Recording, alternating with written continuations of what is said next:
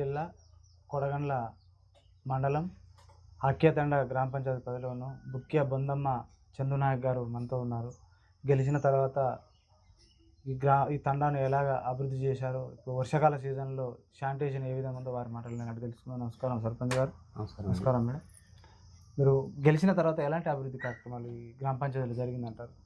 అంటే మేము గెలిచిన తర్వాత ఈ మురికి కాలువలు తీపించడం, ఒకటి మళ్ళీ పైప్ లైన్ వేయడం, మళ్ళీ వీధి దీపాలు మరియు రోడ్లు ఊపించడం ఇప్పటివరకు అయితే మంచిగానే చేస్తున్నాం. కాబట్టి కాంగ్రెస్ హయాంలో సరే మాకైతే ఇప్పటివరకు ఏ వర్క్ రాలే, కానీ పాత వర్కులే చేస్తున్నాం. కాబట్టి మా ఎమ్మెల్యే గారికి ఒకటే విజ్ఞప్తి, మా హక్యతండను చాలా చిన్న చూపు చూస్తున్నారు. కాబట్టి ఇది ఆమె దృష్టికి తీసుకెళ్లాలని మీడియాకు తెలియజేస్తున్నా.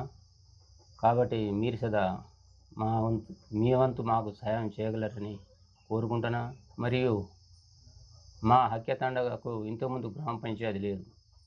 ఇంతకుముందు గత పాలకులు ఒక 5 సంవత్సరాలు మన గ్రామ పంచాయతీలు ఏర్పడి పరిపాలించడం, కానీ గ్రామ పంచాయతీ కట్టేయలే. అది మా హయాంలో గ్రామ పంచాయతీకి సదా ఐటీడీ ద్వారా ముగ్గు వేయడం జరిగింది, బేస్మెంట్ సదా కట్టడం జరిగింది. దానికి భూమి దాతగా మా ఉప సర్పంచ్ అయిన కృష్ణ గారు ఇవ్వడం జరిగింది. అందుకనే సరే మా అంతు సాయం గ్రామ ప్రజలకు చేస్తున్నాం. కానీ ఎమ్మెల్యే గారు మా మీద దృష్టి సారించి మాకు కొన్ని మరిన్ని ఇండ్లు అంటే మా తండలో చాలా బీదవాళ్ళు ఉన్నారు, చాలా గుడిసెలు ఉన్నాయి. కాబట్టి వారు మా మీద దయ ఉంచి ఈసారి రెండో విడతలో ఒక 30 ఇండ్లు శాంక్షన్ చేయగలరని కోరుతున్నా. అదేవిధంగా మాకు శ్మశాన వాటికకు చాలా ఇబ్బంది అవుతుంది వాటా, అది ఒకటి మాకు ఎమ్మెల్యే గారు శాంక్షన్ చేయించాలని కోరుకుంటున్నా. ఇంతటితో ఇక్కడ ప్రజాపాలన ప్రగతి పాలనలో ఎలాంటి అభివృద్ధి జరిగిందంటారు? ప్రజాపాలన ప్రగతి ప్రణాళికలో అంటే రేషన్ కార్డులు మరియు పింఛన్లు అంటే ఇంకా వెళ్ళలే. సరే పింఛన్లు ఎప్పుడు పెడితే తెలియదు, కానీ రేషన్ కార్డులు అయితే మాత్రం చాలా మందికి వచ్చినాయి. మా కాడ కనీసం ఒక 200 కుటుంబాలకు రేషన్ కార్డులు వచ్చినాయి. అది ఒకటి గొప్ప విషయమే చెప్పవచ్చు. గత పాలకులు ఒక 10 సంవత్సరాలు చేసినా కానీ ఒక రేషన్ కార్డు సార్ పెట్టలే. కానీ కాంగ్రెస్ హయాంలో మాత్రం ఒక ఇండ్లు మరియు ఈ రేషన్ కార్డులు మాకు కొంత మేలు చేసినని అనుకోవచ్చు. అదేవిధంగా సన్న బియ్యం, గత పాలకులు దొడ్డు బియ్యం ఇస్తే గొడ్లకో ఏరే పిండి పట్టించుడో దానికే సరిపోయేది. కానీ ఈ సన్న బియ్యం వేయడం వల్ల అది ఒకటి మేలు జరిగినట్టే అనుకుంటున్నాం. కానీ ఒక రైతు బంధు కొంత ఇబ్బందిగా కలుగుతుంది జనానికి. మరి ఉచిత బస్సు అంటే అది పెట్టిర్రు, అది నడుతూనే ఉంది. కానీ ఇక్కడ గ్రామంలో విద్యా వైద్యం ఎట్లా అమలవుతుందంటారు? విద్యా వైద్యం అంటే ఇప్పుడు మా కాడ అంగన్వాడీ స్కూల్ ఉంది. దాంట్లో ఒక 6 మెంబర్స్ పిల్లలు ఉన్నారు. అదే స్కూల్లో ఇంతకుముందు స్ట్రెంత్ మంచిగానే ఉండే. ఇది ప్రైవేట్ స్కూల్ పెట్టడం వల్ల వాళ్ళకు మేము ఇంత చెప్పినా కానీ వాళ్ళ తల్లిదండ్రులు వినిపించుకుంటలేరు. వాళ్ళది లాస్ట్కు నేను ఒకటే చెప్పాను, మీ ఇంటి పన్ను నల్ల పన్ను కట్టుకుంటా, పిల్లలను మన స్కూల్లో బడి చాలా స్ట్రెంత్ చాలా తక్కువ ఉంది. కాబట్టి పిల్లల్ని ఇక్కడి నుంచి అంటే ఒక 12 మంది అబ్బాయిలు ప్రైవేట్ స్కూల్కు పోవడం జరుగుతుంది. వాళ్ళ తల్లిదండ్రులను చేసినా కానీ వాళ్ళు రిక్వెస్ట్ అయితే లేదు. కాకపోతే దాన్ని ఇంకా 4 రోజులు చూసి వాళ్ళకు ఏదో ఒకటి చేద్దామని అనుకుంటున్నాం. వైద్యం ఎట్లా? వైద్యం ఆశా వర్కర్లు చాలా మంచిగానే చూస్తారు. 2 రోజులకు 3 రోజులకు వస్తారు. వాళ్ళు సదా మంచిగానే. ఇప్పుడు మీ గ్రామ సభలలో ఏ సమస్యలు ఎక్కువ వస్తున్నాయి, ఎటుపై తీర్మానాలు ఎక్కువ చేస్తారు? ఈ తీర్మానం అంటే మాది ఇప్పటివరకు అయితే ఏం తీర్మానం పెట్టినా కానీ ఇప్పటివరకు అయితే ఏం కాలే. ఇంకా అంటే మాది ఒక సమస్య జరిగింది. ఏం సమస్య అంటే మా ఉప సర్పంచ్ ఇంతకుముందు ఆయన మన ఇది ఉప సర్పంచ్ ఉండే, ఆయనకు మేటి పని ఉండే. నాకు 2 కావాలని కొట్టడం వల్ల ఈ వార్డ్ మెంబర్ అందరూ గొడవ పెట్టి అది దాన్ని క్రాస్ చేయడం, ఆయనంతటా ఆయనే డ్రాప్ అయ్యిండా? డ్రాప్ అయ్యిండు. కాబట్టి ఉప సర్పంచ్ ఇప్పటివరకు ఆ ఉప సర్పంచ్ లేక ఒక రూపాయి గ్రామ పంచాయతీ నుండి రిలీజ్ చేసుకోలేదు. కాకపోతే పెట్టుబడి పెడుతూనే ఉన్నాం. ఇక మనము ఈ ట్రాక్టర్లు కనుక డీజిల్ ఇది అది పెడుతూనే ఉన్నాం. ఇప్పుడు ఇక్కడ నడిపిస్తున్నాం. మహిళలు మా దృష్టికి తీసుకొచ్చారు, బెల్ట్ షాపులకు వచ్చారు నియంత్రించాలంటారు. మీ పాలక మండలిలో గ్రామ పంచాయతీలో తీర్మానం చేసి నోటీసులు ఏమైనా ఇస్తున్నారా? ఇక బెల్ట్ షాపులు అంటే మా కాడ ఇక హక్కేతండలో అయితే బెల్ట్ షాప్ ఏమి లేవు. కాకపోతే ఇలా మన దుర్గమ్మ గుడి కాడ ఒకటి ఉంది, అది ఒకటే ఉంది. కానీ అది మీరు అన్నది వాస్తవమే. ఇక్కడ హక్కేతండలో అయితే మాత్రం బెల్ట్ షాపులు అంటే ఇక ఎవరు అమ్ముతలేరు. యువత బాగా పెడదారి పడుతుంది, డ్రగ్స్కు కావచ్చు, మాకు మత్తు పానీయాలకు అలవాటు పడి వాళ్ళు జీవితాలు ఆగం చేసుకుంటారు. వారికి ఏమైనా అవగాహన కార్యక్రమాలు ఏమైనా నిర్వహిస్తారా పోలీసు వారి సహకారంతో? పోలీసు వాళ్ళకి సార్ మేము చెప్పాము. ఏంటంటే మేము ప్రతి 15 రోజులకు మా దుర్గమ్మ గుడి కాడ క్యాంప్ పెడతారు వాళ్ళు. ఎవరైనా తాగి ఉంటే పట్టుకుపోండి, వాళ్ళ మీద తగిన చర్య తీసుకోండి. ఎందుకంటే మంచిగా చేస్తాను కానీ చెడు కాదు కదా అని మేము అనడం జరిగింది. వాళ్ళు సుధా మన కొడకల ఏసై గారు దాని సుధా మంచిగానే ఇది చేస్తారు. చదువుకోవడానికి యువతకు ఏమైనా లైబ్రరీ అవకాశం కల్పిస్తున్నారు? ఇక లైబ్రరీ అంటే మనం ఇక్కడ మన తండలో అయితే లేదు, ఒక కొడకళ్ళ కాడ ఉంది. వారికి ఉపాధి అంటే ఏదైనా ఉద్యోగ అవకాశాలు కల్పించడానికి ఎమ్మెల్యే గారి సహకారం ఏమైనా కోరిరా మీరు? ఏమైనా జాబ్ మేళ ఏమైనా నిర్వహించారా? ఈ జాబ్ మేళంలో మా వాళ్ళు పోలే, మా తండవాసులు ఎవరు పోలే. కాకపోతే వేరే తండ గ్రామ పంచాయతీ నుండి పోయారు, కానీ మా గ్రామ పంచాయతీ నుండి ఎవరు పోలేదండి. ఈ గ్రామంలో ప్రధానంగా మౌలిక సదుపాయాలు అంటే డ్రైనేజ్ సమస్య, త్రాగునీరు సమస్య, రోడ్లు, వీటి పరిష్కారానికి మీ గ్రామ పంచాయతీ ఎలాంటి చర్యలు తీసుకుంటున్నారు? ఇప్పటివరకు అయితే మేము చాలా మంచిగానే చేస్తున్నాం. నీటి సమస్య లేకుండా మాకు 6 ట్యాంకు అంటే మా 7 ఆమ్లెట్లు, ఒక హక్కేతండ కింద 7 ఆమ్లెట్లు, వాటిలో 6 ట్యాంకులు ఉన్నాయి. 6 ట్యాంకుల్లో 4 ట్యాంకులు వాడకం అవుతున్నాయి, 2 ట్యాంకులు వాడకం అవుతలేవు. అంటే వాళ్ళు బోరు ఉండడం వల్ల ఆ నీళ్ళను వాడకం చేసుకుంటారు. అంతే. సీసీ కెమెరాలు ఏర్పాటు చేసారా గ్రామ భద్రతకు? సీసీ కెమెరా చేస్తారా మీరు భవిష్యత్తులో? చేద్దాం.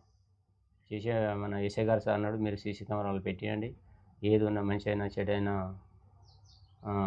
జరిగితే మనం చూడవచ్చు అని అన్నారు. కానీ ఇక సీసీ కెమెరాలు ఏర్పాటు చేయాలి. ఏమైనా దాతలు ఉంటే మీరు దాతల సాయం కోరే అవకాశం కూడా ఉంటుంది కదా? మా కాడ దాతలు అంటే ఇక వస్తే తినేటోళ్ళే, కానీ దాతలు ఇచ్చే ప్రపోజల్ లేదండి. ఇక మహిళా సంఘాల బలోపేతానికి పొదుపు సంఘాలు వారికి సహాయ సహకారాలు మీరు ఎట్లా అందిస్తారు? మీరు ఒక సర్పంచ్ కావచ్చు, మీరు గ్రామ పంచాయతీ. ఇక మహిళా సంఘాలకు మేము ఇంతకుముందు మా ఈ 16 గ్రూపులు ఉండేవి మా తండవాసులకు. మన హక్కేతండ పరిధిలోనే 16 గ్రూపులు ఉండేవి. అయితే జీపీ తండ హక్కేతండ కలిపి ఒకటి వివో ఉండే. అంటే అది ఇంతకుముందు మా వాళ్ళు జీపీ తండకి ఇచ్చారు. అయితే మనం గెలిచిన తర్వాత మనకి 16 గ్రూపులు ఉన్నాయి, వివో మనకు ఉండాలని నేను కోరడం జరిగింది. అదేవిధంగా వాళ్ళు సదా ఎంపీఓ గారు, ఏపీఎం గారు మీ 16 గ్రూపులు ఉన్నాయి కాబట్టి ఖచ్చితంగా మీకు ఉండాలని మా తండవాసులకి, మా హక్కేతండ గ్రామ పంచాయతీకి వివో వచ్చింది. దానితో మేము ఈసారి మేడాన్ని రిక్వెస్ట్ చేసినాం, ఏది ఐకేపీ సెంటర్. ఐకేపీ సెంటర్ మాకు ఎట్లయినా కావాలి. మేము చాలా మా తండలో పెద్ద రైతులు ఉన్నారు కాబట్టి మాకు వడ్ల అంటే కెనాల్ కాలువ ఉంది కాబట్టి వడ్లు చాలా పండిస్తున్నారు. కాబట్టి అక్కడ పోతే మాకు చాలా ఇబ్బంది అవుతుందండి. అంటే మేడం గారు సదా దీనికి స్పందించి అంగన్వాడీ అని మన ఐకేపీ సెంటర్ను మాకు ఇవ్వడం జరిగింది. ఈ ఐకేపీ సెంటర్లో మాది మన మండలంలోనే సెకండ్, 12,675 క్వింటాల వడ్లు సేకరణ జరిగింది. ఇక్కడ ఓటర్ల ప్రత్యేక సమగ్ర సవరణ తీసుకొచ్చింది సార్ ఎలక్షన్ కమిషన్ ఆఫీస్. ఇప్పుడు బిఎల్ఓలు కావచ్చు, ఎన్యూమరేటర్లు అర్థమవుతలేదు అంటుండ్రు ప్రజలకు. ఫామ్ నింపే విషయంలో కావచ్చు, ఏ ఫారం దేనికి దింపాలి అనేది కూడా అర్థం కావట్లేదట. మరి ఇక చదువుకున్న వాళ్ళు తక్కువ ఉంటారు కాబట్టి మీరు ఎట్లా మీ గ్రామ పంచాయతీ నుంచి మీ పాలకవర్గం ఏమన్నా వారికి అవగాహన కల్పిస్తుందా? అంటే ఇది వాస్తవంగా అంటే వాళ్ళు ఏమన్నారంటే, మీకు మన తెలంగాణలో అయినా వేరే రాష్ట్రాల్లో అయినా కానీ ఒక్క వ్యక్తికి ఒక్క కాడనే ఓటు ఉండాలి, 2 దిక్కుల ఓటు ఉండొద్దు అన్నారు.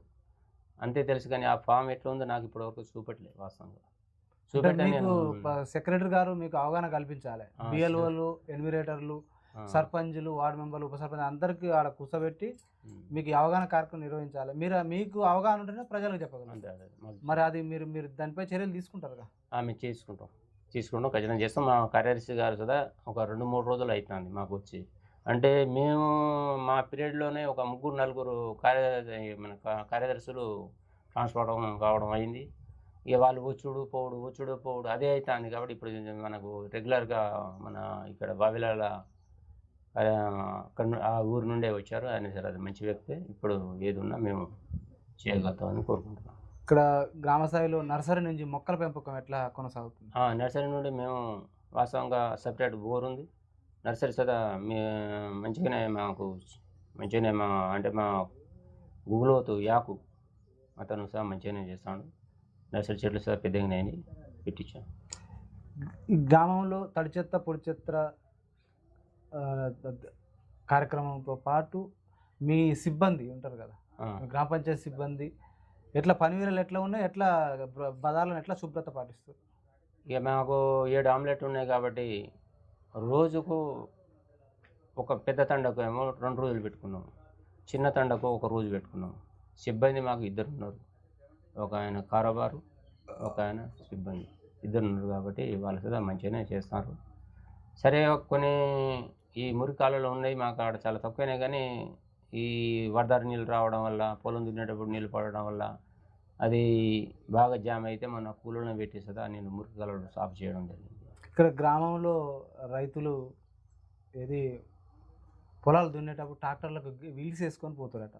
ఈ సీసీ రోడ్లు కావచ్చు, డాంబర్ రోడ్లు ఖరాబ్ అవుతున్నాయని మాకు దృష్టి ప్రజలు తీసుకొచ్చారు, గుంతలమయం అవుతున్నాయి. వీటిపై నియంత్రణ కోసం మీ గ్రామ పంచాయతీ ఏమైనా చర్యలు చేపడుతుందా? మేము సదా చెప్పాము. వాస్తవంగా ఇప్పుడు ఇంతకుముందు ఏంటంటే ఫుల్ చేసుకొని రోడ్ల మీద తిరిగేది, అది ఎప్పుడు పీకితే అప్పుడు పీకేది కాదు అది. కాబట్టి ఇప్పుడు ఏంటంటే మన ఆఫీల్స్ చేసుకొని ఎక్కడ దున్ని అక్కడనే వేసుకొని మళ్ళీ కింద కల్టిలేటర్కి తాగించుకొని వెళ్తున్నారు. అదేవిధంగా కొన్ని బండ్లు 4 వీల్ వచ్చినాయి, అవి టైర్ల మీదనే నడుస్తాయి. కాబట్టి ఇప్పుడు అంతా మా కాడ అయితే అంత ఏమి లేదండి. ఇప్పుడు మీకు ఈ గ్రామ ప్రజలు 5 ఏళ్ల కాలానికి మీకు సర్పంచ్గా ఎన్నుకున్నారు. భవిష్యత్తులో ఈ తండాను ఎలా రూపుదిద్దబోతున్నారు? ఇక మేము అనుకునేది ఒకటే, పేరైతే ఒకటి వచ్చింది. దాన్ని సరే మనం ఏం సంపాదించడం అనేది ముఖ్యం కాదు. వాస్తవంగా 4 రోజులు ఉన్నామా పోయినామా ఇదే ముఖ్యం, కానీ డబ్బు సంపాదించాలని మా కోరిక ఏం లేదు. సరే భగవంతుడు ఇచ్చిండు, చేసామంతే. ఏం చెప్తారు మీ గ్రామ ప్రజలు ఫైనల్గా? గ్రామ పంచాయతీలకు వాళ్ళు ఏం చెప్పినా అని చేయగలుగుతున్నా. వాళ్ళు నా మీద విమర్శ చేయరు కాబట్టి నాకు అంత నమ్మకం ఉంది. వాళ్ళు నన్ను గెలిపించారు కాబట్టి నేను అంత నమ్మకం పడుతున్నా వాళ్ళ మీద. గుగులోతు బుద్దమ్మ బుక్య బుద్దమ్మ ఇక్కడ గ్రామ ప్రజలకు నిత్యం అందుబాటులో ఉంటున్నారా? మేము ఇక్కడనే ఉంటామండి. ప్రజల నుంచి వచ్చే సమస్యలు ఎట్లా పరిష్కారం చేయగలుగుతున్నారు? ఏదో ఒకటి సమస్య వస్తూనే ఉంది, పోతున్నాం, సాల్వ్ చేస్తున్నాం. మీరు ఇట్లా చేయవద్దు, మనం అందరం కలిసి ఉండాలి మంచిగా, ఏమైనా ఉంటే మాకు చెప్పండి అని చెప్తున్నాం, అది సాల్వ్ చేస్తున్నాం. ఇప్పటివరకు అయితే మంచిగా ఉంది. Okay sir, thank you sir.